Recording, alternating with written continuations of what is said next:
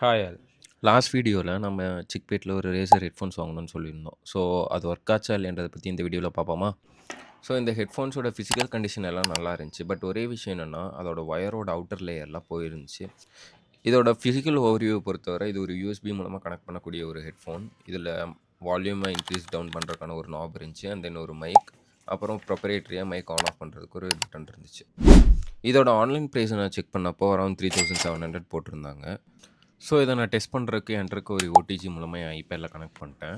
ஐபேட்ல connect பண்ணிட்டு நான் ஒரு சாங்க ப்ளே பண்ணேன். ஹெட்ஃபோன்ஸோட 2 சைடுமே நல்லா வேலை செஞ்சது. அண்ட் அதோட வால்யூம் நாபும் நான் இன்க்ரீஸ் பண்ணி, டவுன் பண்ணப்போ நல்லாவே ஒர்க் ஆச்சு. ஸோ இப்போ இத கிளீன் பண்ணிடலாம். நான் ஐபி வச்சு எல்லா பக்கமும் கிளீன் பண்ணி, ஒரு பழைய பிரஷ்ஷ யூஸ் பண்ணி எல்லா டஸ்ட்டையும் ரிமூவ் பண்ணிட்டு, ஒரு டிஷ்யூவால தொடச்சிட்டேன். அண்ட் யூஎஸ்பி போர்ட்ஸையும் கிளீன் பண்ணிட்டேன்.